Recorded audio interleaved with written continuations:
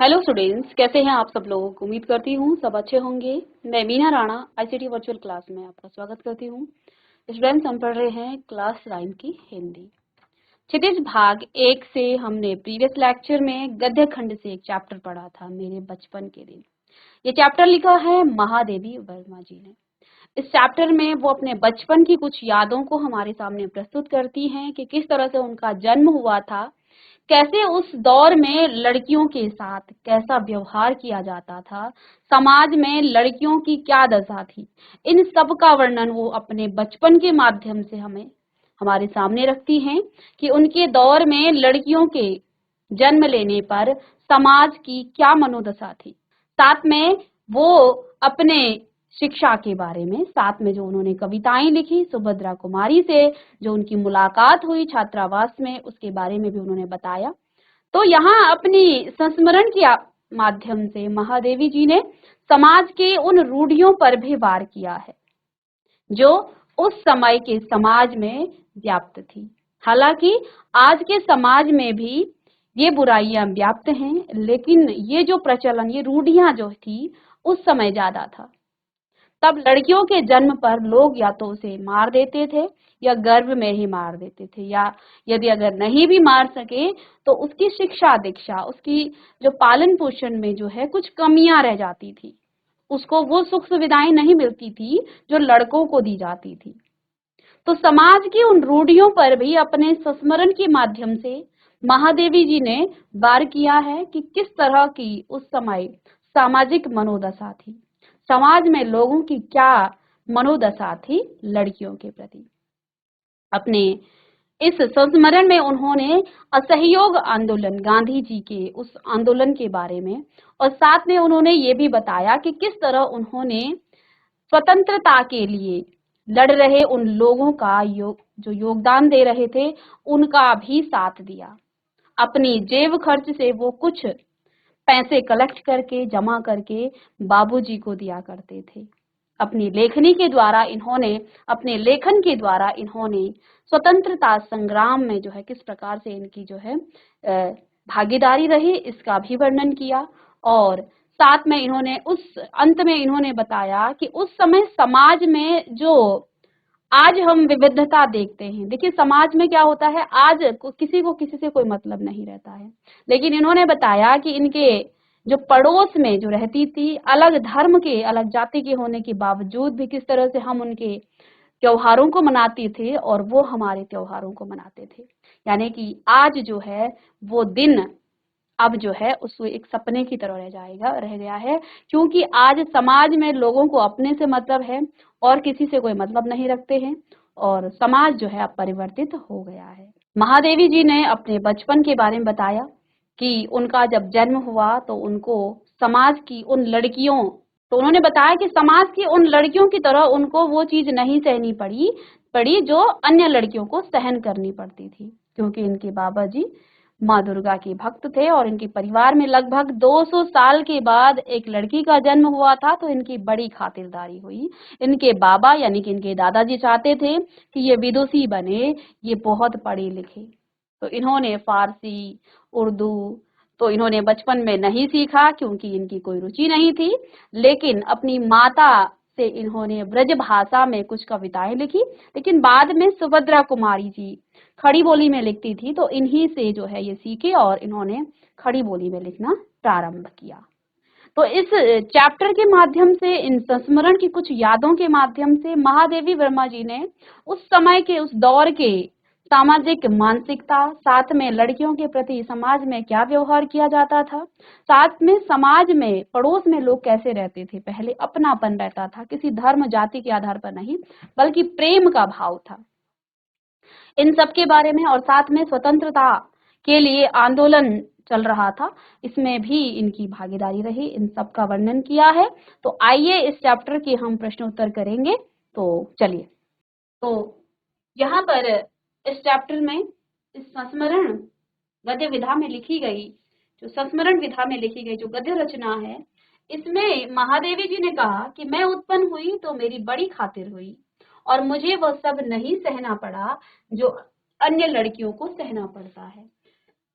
इस कथन के आलोक में आप यह पता लगाइए। तो ये जो कवित्री ने कहा है, सॉरी, जो आपकी लेखिका है, लेखिका ने क्या बताया कि समाज में जो अन्य लड़कियों को सहना पड़ता था वो मुझे नहीं सहना पड़ा, मेरी बड़ी खातिरदारी हुई, मुझे वो सब नहीं सहना पड़ा जो अन्य लड़कियों को सहना पड़ता है। इस कथन के आलोक में आप यह पता लगाइए कि उस समय लड़कियों की दशा कैसी थी और लड़कियों के जन्म के संबंध में आज कैसी परिस्थितियां हैं।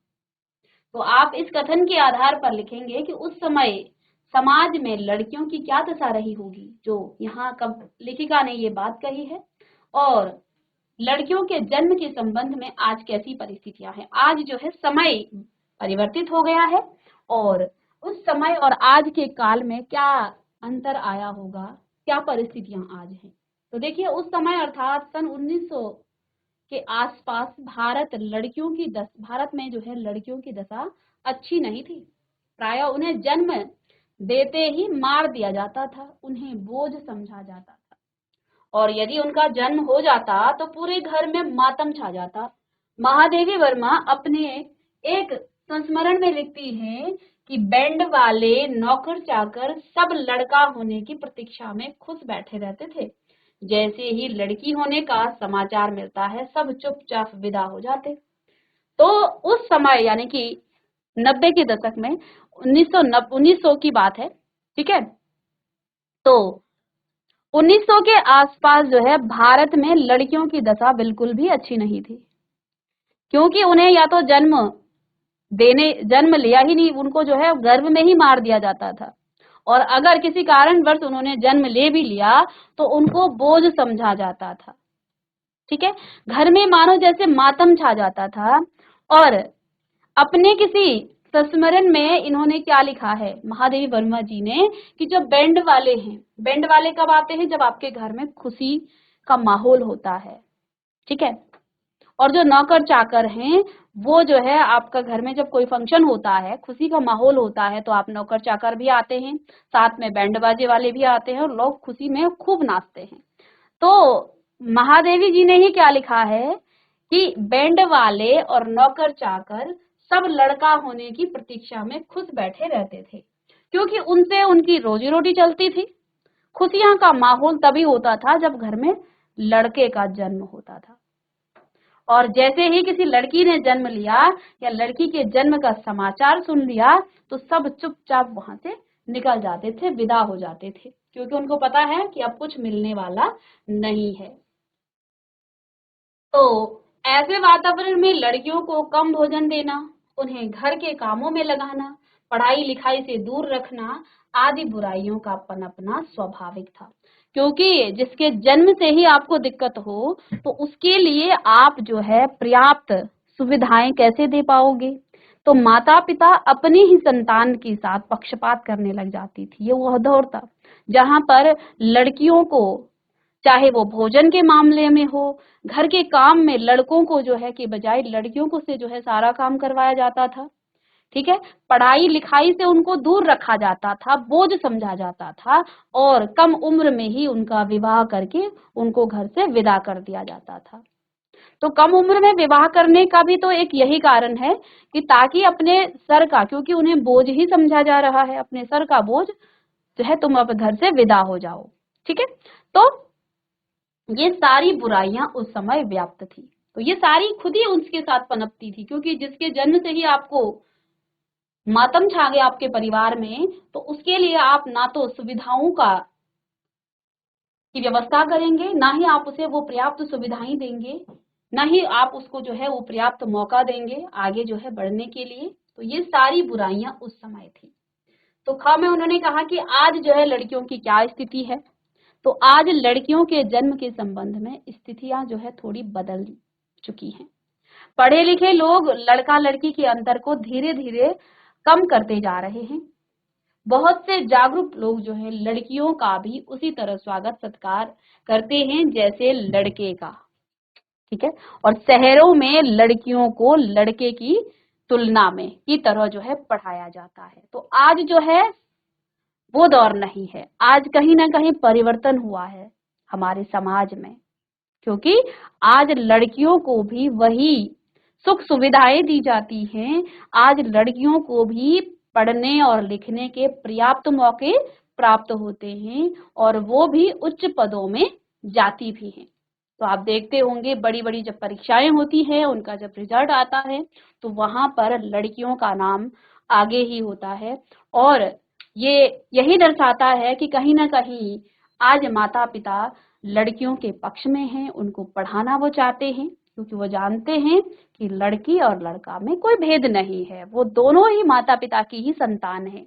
लेकिन ये रूढ़ियां परंपराएं जो है हमारे पुराने जमाने से चल रही है और कहीं ना कहीं उस पर ही जो है लोग काम कर रहे थे। लेकिन आज लोग पढ़े लिखे हो गए, जागरूक लोग हो गए हैं, तो लोग जो है शहरों में और गांव में भी उनको पढ़ाया लिखाया जाता है, उनको पर्याप्त मौके प्राप्त होते हैं। परंतु लड़कियों के साथ साथ भेदभाव पूरी तरह समाप्त नहीं हुआ है। लेकिन देखिए, कुछ लोगों की जो सोच है वो तो सुधरी है, उसमें सुधार आया है, वो जानते हैं। लेकिन कहीं ना कहीं क्योंकि जो पुरानी रूढ़ियां हैं वो हमारे मन मस्तिष्क पर इस प्रकार से सवार रहता है कि आप चाहे भले ही बाहर आप कितना भी दिखावा कर लें, लेकिन अंदर से जो है इंसान सोचता है कि लड़की है। तो कुछ लोगों की, हम सबके लिए नहीं कहेंगे, लेकिन कुछ लोगों की मानसिकता अभी भी उन्हीं रूढ़ियों पर चलती है। ठीक है, तो ये पूरी तरह से जो है समाप्त नहीं हुई है। भ्रूण हत्याएं जो हो रही हैं उसका यही कारण है। जब आपकी दो लड़कियां या एक लड़की हो गई तो उसके बाद क्यों आप एक और बच्चा चाहते हो? क्योंकि आपको लड़के की चाह है, और इसी चाह में आप पुनः जो है फिर से चोरी छिपे भ्रूण हत्या भी करते हो। चलिए, तो आज जितनी भी भ्रूण हत्याएं हो रही हैं वो लड़कियों के जन्म को रोकने के लिए ही। ठीक है, तो जो भ्रूण हत्याएं होती हैं, गर्भ में ही लड़कियों को मार दिया जाता है, ये कहीं ना कहीं लड़कियों की रोकथाम के लिए, लड़कियों के जन्म को रोकने के लिए ही हो रही है। और देश में लड़के और लड़कियों का जो अनुपात है वो बिगड़ता जा रहा है। आश्चर्य की बात तो यह है कि महानगरों में सबसे कम लड़कियां चंडीगढ़ में हैं, जो देश का एक उन्नत शहर माना जाता है। वहां न शिक्षा कम है और न धन वैभव।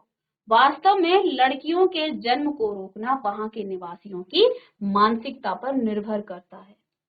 ठीक है, चलिए, तो आज जो है कहीं ना कहीं लोगों की मानसिकता तो इस विषय में कम हुई है, लेकिन पूरी तरह से खत्म नहीं हो पाई है, क्योंकि आज समाज में लड़की और लड़के की जो अनुपात है उसमें जो है बहुत विभिन्नता है। यानी कि लड़कियां लड़कों की के अनुपात में अभी भी कम है। ठीक है, और यहाँ चंडीगढ़ का उदाहरण दिया गया है, जो एक विकसित शहर होने के बावजूद भी वहां पर सबसे कम लड़कियां हैं। तो चलिए, प्रश्न नंबर 2, लेखिका उर्दू फारसी क्यों नहीं सीख पाई? तो लेखिका के जो बाबा थे वो चाहते थे कि लेखिका उर्दू और फारसी सीखे, लेकिन उनकी रुचि नहीं थी। तो लेखिका उर्दू और फारसी इसलिए नहीं सीख पाई क्योंकि उनकी जो रुचि थी, लेखिका की जो रुचि थी वो उर्दू फारसी में बिल्कुल भी नहीं थी। उसे लगता था कि वह उर्दू फारसी नहीं सीख सकती है, और उसे उर्दू फारसी पढ़ाने के लिए जब मौलवी साहब आते थे तब वह चारपाई के नीचे छिप जाते थे। मौलवी साहब ने पढ़ाने आना बंद कर दिया, वह उर्दू फारसी नहीं सीख पाई। तो जब उनको जो है उर्दू और फारसी सीखने के लिए मौलवी साहब को घर में बुलाया गया तो ये जो है बिल्कुल भी पढ़ने में रुचि नहीं रखती थी और छुप जाती थी, रोना धोना करती थी। तो इसलिए जो है ये जो है उर्दू फारसी नहीं सीख पाई, क्योंकि इनकी मानसिकता बन गई थी कि मैं नहीं सीख पाऊंगी। और जिस काम को करने की आपने एक बार जो है अपने मन में सोच लिया कि मुझसे ये काम नहीं होगा, तो वो काम आपसे कभी भी नहीं होगा। और कितना भी कठिन कार्य है और आप उससे अपने मन में ठान लिया कि मैं इसको कर सकता हूँ या कर सकती हूँ, तो फिर वो काम आप कर ही सकते हो, वो काम आपसे हो जाएगा। ठीक है, कितना भी असंभव हो। चलिए,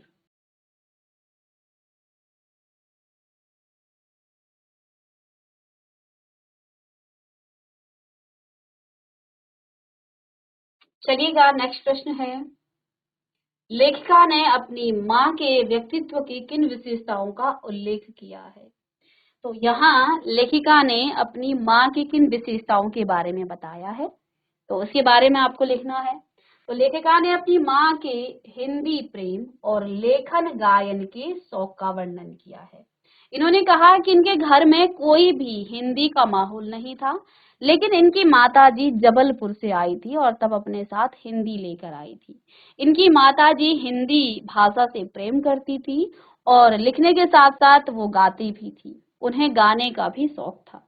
वे हिंदी तथा संस्कृत जानती थी, इसलिए इन दोनों भाषाओं का प्रभाव महादेवी जी पर भी पड़ा है, क्योंकि माता पिता की भाषा, उनके जो लेखन गायन जो भी वो घर में करते हैं, उसके संस्कार बच्चों पर पड़ते ही पड़ते हैं।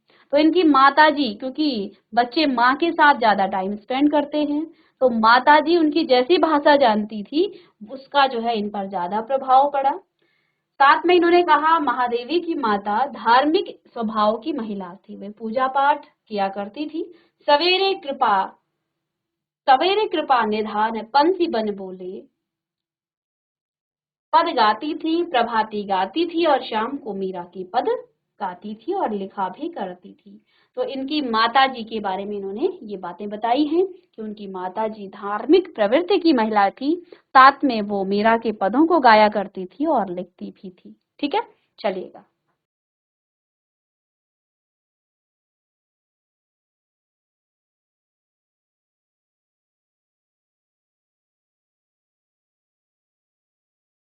चलिए, नेक्स्ट प्रश्न।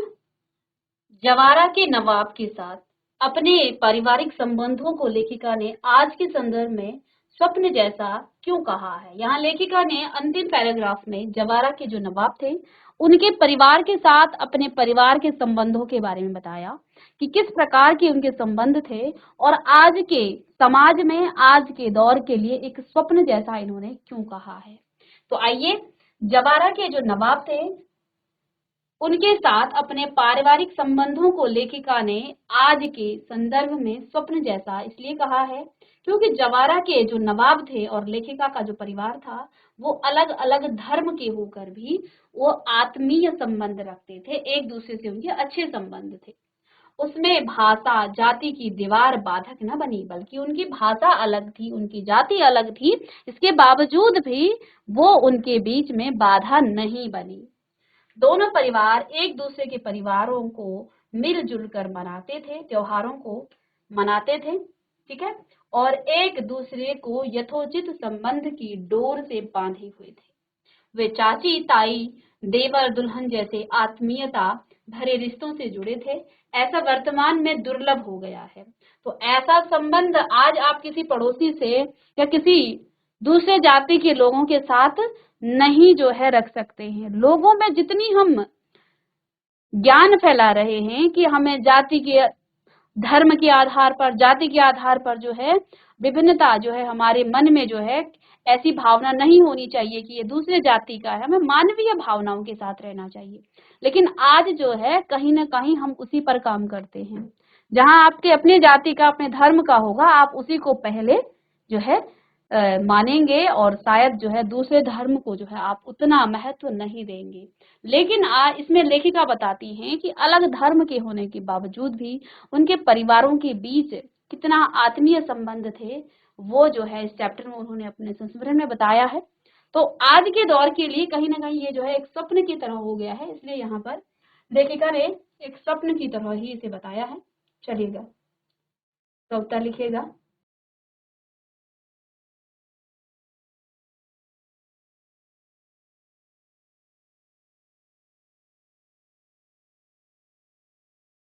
चलिए, नेक्स्ट प्रश्न।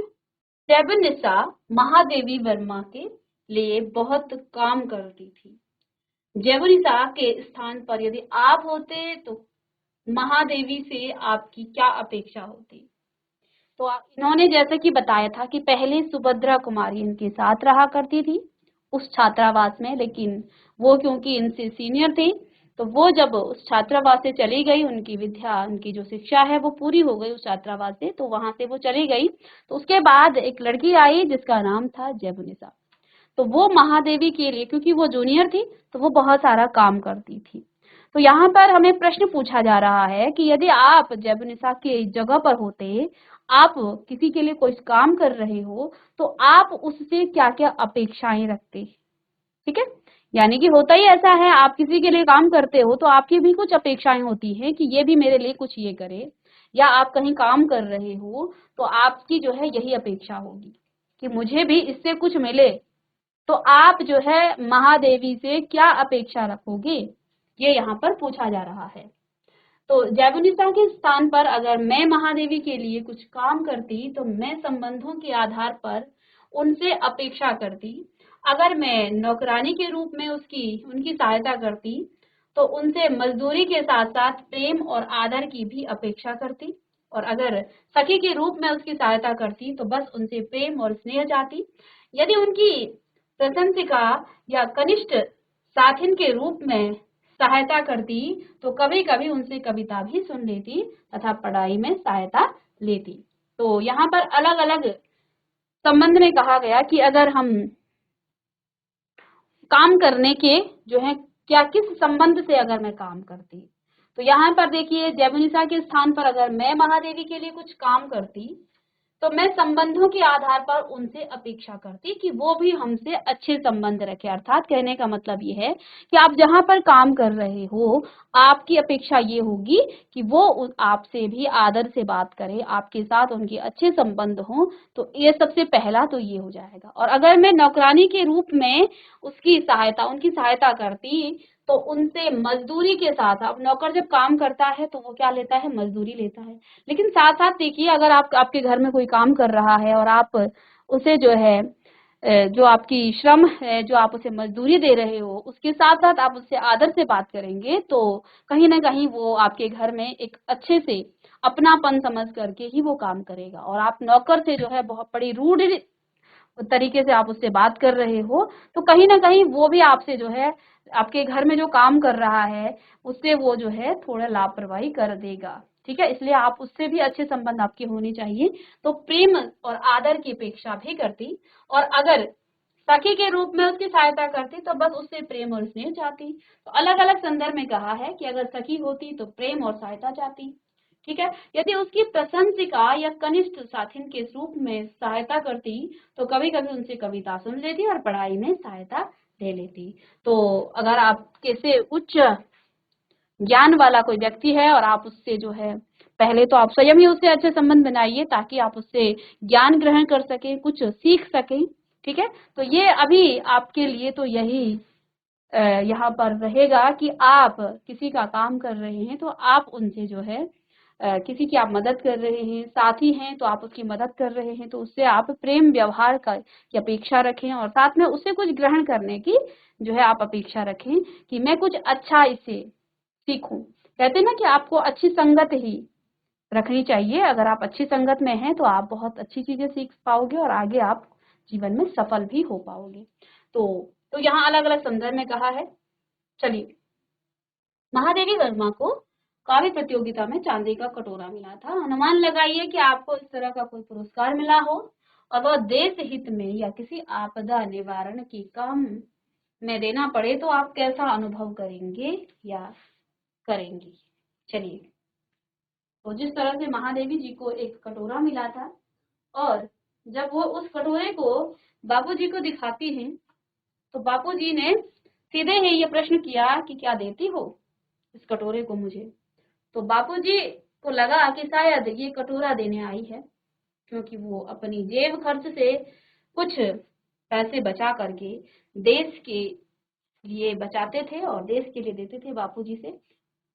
लेकिन यहाँ महादेवी जी ने क्या कहा कि मुझे इस कटोरे जाने का इतना दुख नहीं हुआ जितना मुझे इस बात का हुआ कि बापूजी ने ये तक नहीं पूछा कि किस कविता के लिए तुम्हें ये कटोरा मिला है, ठीक है। तो चलिए, अगर आप उनकी जगह होते तो आपको कैसा अनुभव। लेकिन इसके बाद भी वो लिखती है लेखिका कि मुझे ये बड़ी खुशी हुई कि मैंने जो प्रतियोगिता में जो उपहार स्वरूप जीता था वो मैंने देश के हित के लिए दिया। तो आपको कैसा अनुभव होता ये आप यहाँ पर अपने अनुभव लिखेंगे। चलिए,